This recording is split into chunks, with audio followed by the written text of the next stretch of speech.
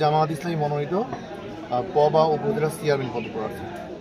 যেহেতু আল্লাহ তাআলা বলেছেন যে তোমরা কুরবানির মাংস নিজেরা খাও, তোমাদের আত্মীয় স্বজনদের খাওয়াও, পাশাপাশি তোমাদের প্রতিবেশী যারা অসহায় আছে, সুবিধা বঞ্চিত আছে, তাদের কুরবানির মাংস খাওয়ানোর ব্যবস্থা করে দাও। অর্থাৎ প্রত্যেকটা ঘরে ঘরে যেন ঈদুল আজহার আনন্দ পৌঁছে যায়, সেজন্য মহান আল্লাহ তাআলা নির্দেশ করেছেন। আমরা পবা উপজেলায় একটা বড় সংখ্যার মাঝে আমরা এই ঈদের আনন্দ পৌঁছে দিতে পারি, যার জন্য আমরা ঈদের আগ থেকে চেষ্টা করছিলাম বিভিন্ন সংস্থা ব্যক্তির কাছে যোগাযোগ করে আমরা সর্বমোট 11টি গরু পবা উপজেলাবাসীর জন্য আমরা কালেকশন করতে পেরেছি এবং এই 11টি গরু আজকে ঈদের পর দিন আমরা কুরবানি করছি এবং পবা উপজেলার প্রত্যেকটা ইউনিয়ন থেকে একটা নির্দিষ্ট সংখ্যক লোকদেরকে এখানে ডাকা হয়েছে, তারা আসবেন এবং প্রত্যেকজনকে আমরা এখানে 2 কেজি করে কুরবানির মাংস আমরা দেব।